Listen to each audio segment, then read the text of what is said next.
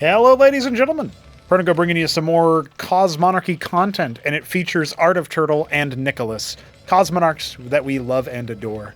We are so happy to see NICOLAS return to active play, at least in terms of the fact that he's playing some games with the Spanish speakers in the LATAM community that is on our Discord server.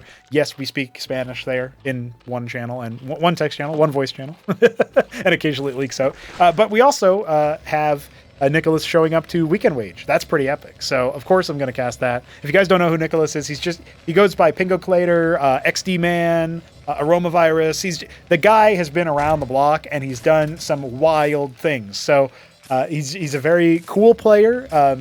You can definitely tell by his playstyle what's up. I think that's really neat. I love when that's a thing. And obviously, his opponent on the other side of Potidaea, our first map up here, our only map, it's the best of one. Art of Turtle's choice, of course. Art of Turtle is going to be going Larvosk Pool Opener versus Terran, and it's going to be Mech Terran as well, which is interesting. It's like a little bit of a extra flavor that we don't always see. So I like that. It's also a little bit risky for a best of one, I feel like, but let's see what NICOLAS wants to do. Maybe he wants to try his Goliath Vulture timing or whatever. That being said, Art of Turtle's been around for so long, not just in Cosmonarchy, but obviously in StarCraft 1 proper.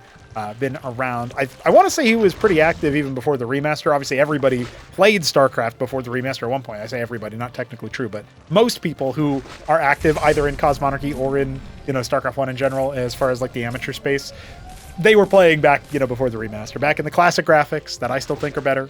And, to hell with your opinion otherwise. I'm an ornery old man. I'm 31 now.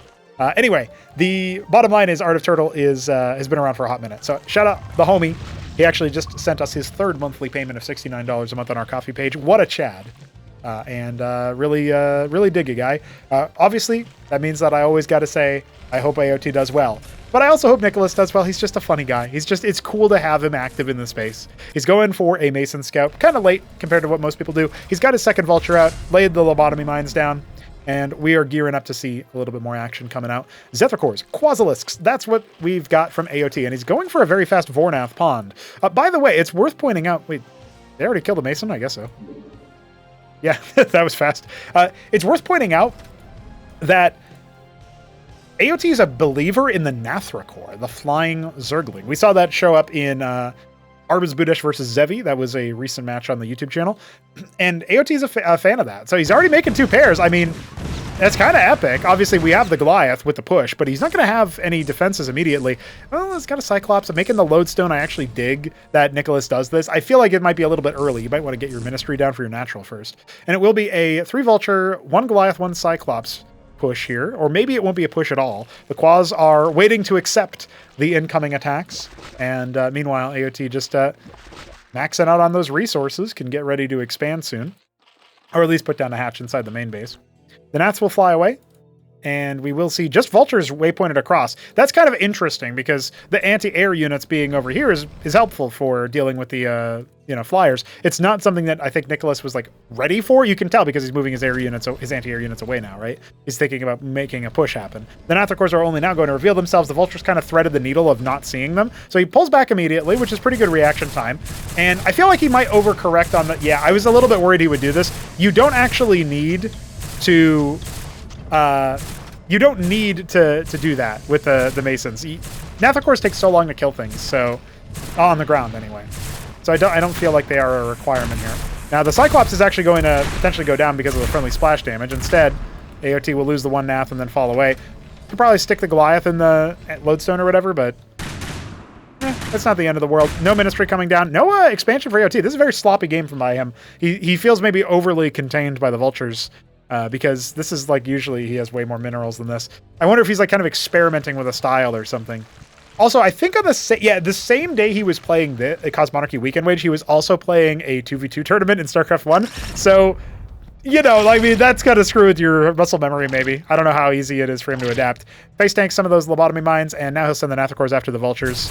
Kind of reminds me of Protoss going Lattice Opener so that they can make vassals into mech, and then just killing Vultures that way or whatever. Like, what are you going to really do? The Nathacores will stick to him. But there's a lot of Cyclops out. The Ministry is under construction over here in the natural, and the Goliath is in the Lodestone for protection there. I love that the Cyclops have been scrambled, but however, the big problem right there is that the splash damage is going to start heckling himself. The Vultures are probably still going to be okay here. But they've never been great versus pool units, I feel like. Eventually you hit a critical mass, you know? Cyclops now escorting the army. Away goes the last of the Naphthacores. And away goes the last of the Cyclops threats, I suppose you could say.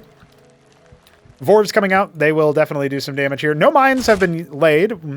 NICOLAS trying to make me a liar. Might end up helping out. Yeah, look at that. Quite a bit. Some pretty good initial hits.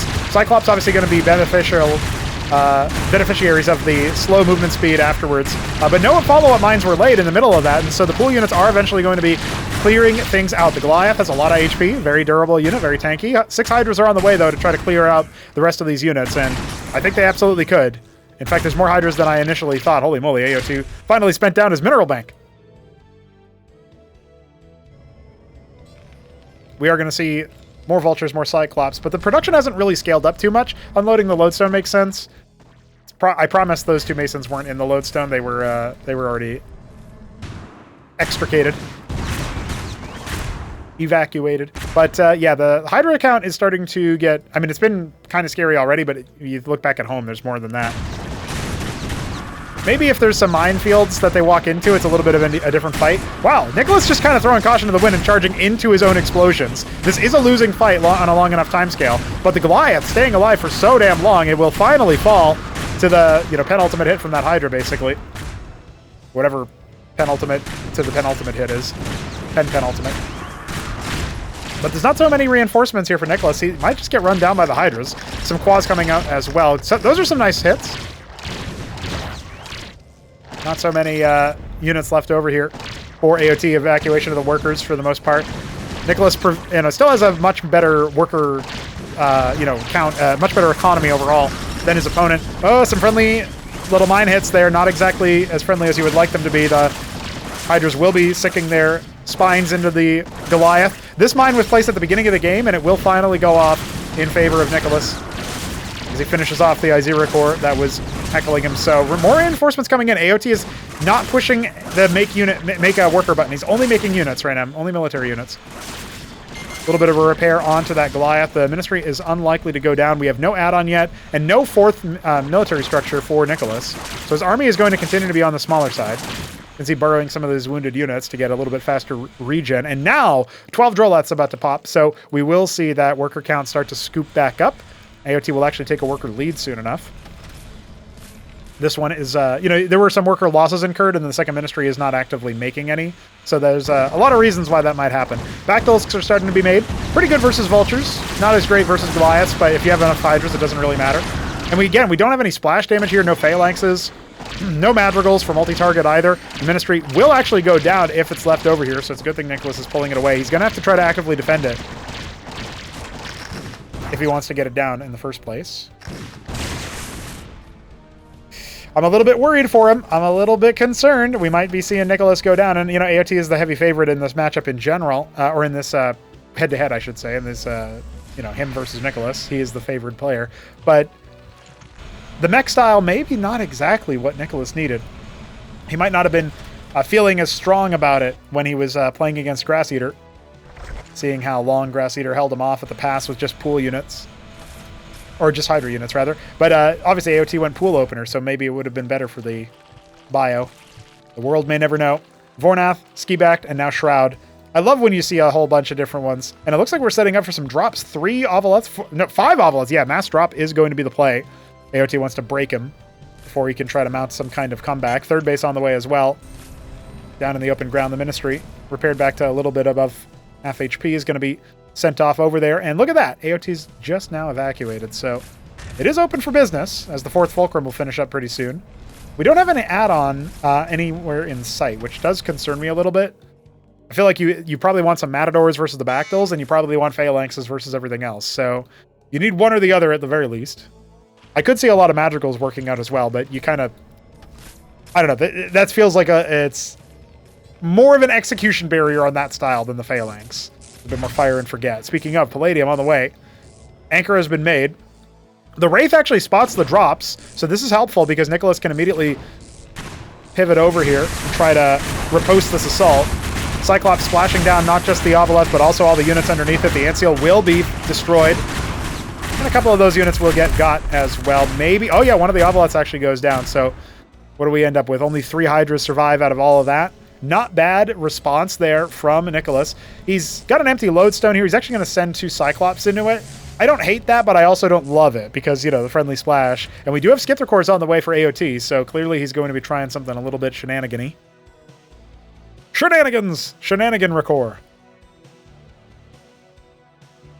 Obelisks being sort of pursued. Actually, the Skits are going to get caught in the middle of the map, which is not ideal for AOT. Kind of gives up the game, and now he can start to insulate himself against that by building some watchdogs. Back to mineral mining. No Vespian at the natural yet. 8 Hydralisks on the way. This is a kind of a tech switch that AOT's been caught in. He did make a lot of Hydras. A lot of Lakers are already out as well, and there is no active detection because the Ant Seal was killed inside the main base for courtesy of the drop. So what we thought might have been an opportunity for a comeback potential here. Oh, he's going to get 1 Lakers, I guess, but you know, the best he can do is hope that he can kill the Eskigan on the way out or something. He's not really going to be able to do much else. Trying to get the Goliath on top of it. Oh, actually he pops the Lakers. That's kind of clever with extra Cyclops shells. You will see Cyclops out-compete the Hydras, but the Lakers will just shred them, as you can see in just about, well, you actually didn't see it there, but you would have. I promise. Screw that egg in particular. Doubling back to the natural, trying his best to see what else he can do, adding that sieve. It's not fair to pick a map that isn't Crisis Vector versus NICOLAS, I think. Maybe it's specifically not fair to do that versus Hanmano, but I don't know. I guess that's not really true. NICOLAS played against, like, I feel like NICOLAS played a completely different map earlier too. I'm not entirely sure. Anyway, 3rd Ministry on the way. We are going to see more action. Oh, he played Potidaea versus Sausage and Crisis Vector versus Zevi. Now I'm remembering. It's all coming back to me now. Ant Seal has been made, so Lakers can't be attacking with impunity anymore. And the Phalanxes are out as well, which is really important. Anti-Lakers push. We saw how good they were versus Grass Eaters Lakers earlier. Maybe AOT can still provide a little bit of oomph to it. Burrowing. Oh, not quite burrowing, actually, but they will eventually start laying down some damage, laying down the law. The Phalanx is dealing, prioritizing with all of those Hydras, and the Cyclops kind of killing everything else, but the Lakers are still making a beeline for the worker line and for those Phalanxes, and the Ant Seal is nowhere to help. Well, it looks like maybe the last of what NICOLAS has here will be cleaned up by the reinforcements coming in. Still, very cost efficient, but it doesn't look like he canceled that ministry, so that's going to be pretty bad. Some mind stuns, including on the Phalanx. Not ideal. Do we have anything else coming out of the tank? I don't know. More Cyclops. Nothing in that anchor. Well, there's 1 Cyclops in it, and the last of the mines will stun everything NICOLAS has, and that is probably the death knell. He had to lift off. He still has 60 workers, so a functional economy if he can land that ministry, but he doesn't. He doesn't even type GG, but AOT will. And that is the end of the game. AOT moving on to face the winner of Arbuz Bidash versus Hanmano, which is a very exciting matchup there. Also, Terran versus Zerg. Will we see Terran versus Zerg again, or will it be ZVZ? You'll have to watch out on either here or my TikTok channel, depending on how fast that game is, and I'll see you guys then. But will say I enjoyed that game very much. Shout out NICOLAS for holding on and getting some good licks in here and there. AOT obviously a cut above, but I want to see AOT face off against NICOLAS in Acropolis 4, maybe in the battlement stage, right? That would be pretty sick. All right, I'll see you guys later. Peace.